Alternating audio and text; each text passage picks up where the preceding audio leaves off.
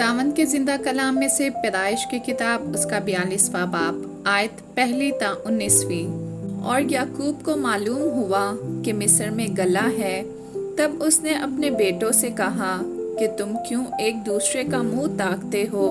देखो, मैंने सुना है कि मिस्र में गला है। तुम वहां जाओ और वहां से हमारे लिए अनाज मोल ले आओ, ताकि हम जिंदा रहें और हलाक ना हों। सो यूसुफ के 10 भाई गल्ला मोल लेने को मिस्र में आए, पर याकूब ने यूसुफ के भाई बिन्यामीन को उसके भाइयों के साथ ना भेजा, क्योंकि उसने कहा कि कहीं उस पर कोई आफत ना आ जाए।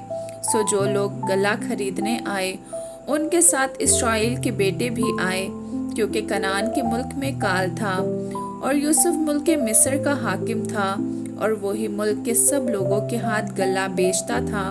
सो यूसुफ के भाई आए और अपने सर जमीन पर टेक कर उसके हजूर आदाब बजा लाए।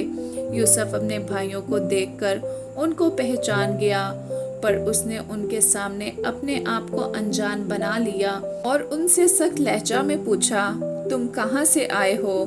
उन्होंने कहा, कनान के मुल्क से अनाज मोल लेने को। यूसुफ ने तो अपने भाइयों को पहचान लिया था, पर उन्होंने उसे ना पहचाना। और यूसुफ उन ख्वाबों को जो उसने उनकी बाबत देखे थे याद करके उनसे कहने लगा कि तुम जासूस हो। तुम आए हो कि इस मुल्क की बुरी हालत दरियाफ्त करो। उन्होंने उससे कहा, नहीं खुदावंद, तेरे गुलाम अनाज मोल लेने आए हैं। हम सब एक ही शख्स के बेटे हैं, हम सच्चे हैं, तेरे गुलाम जासूस नहीं हैं। उसने कहा, नहीं, बल्कि तुम इस मुल्क की बुरी हालत दरियाफ्त करने को आए हो।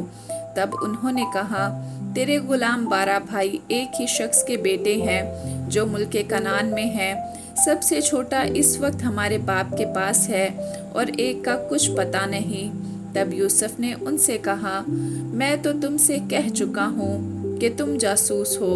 सो तुम्हारी आजमाइश इस तरह की जाएगी कि फिरौन की हयात की कसम, तुम यहाँ से जाने ना पाओगे जब तक तुम्हारा सबसे छोटा भाई यहाँ ना आ जाए।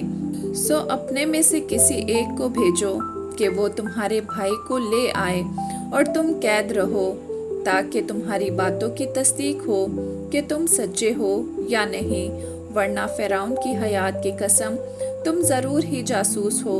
और उसने उन सबको 3 दिन तक इकट्ठे नजरबंद रखा।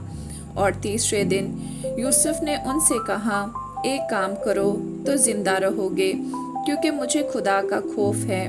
अगर तुम सच्चे हो तो अपने भाइयों में से एक को कैद खाना में बंद रहने दो, और तुम अपने घर वालों के खाने के लिए अनाज ले जाओ।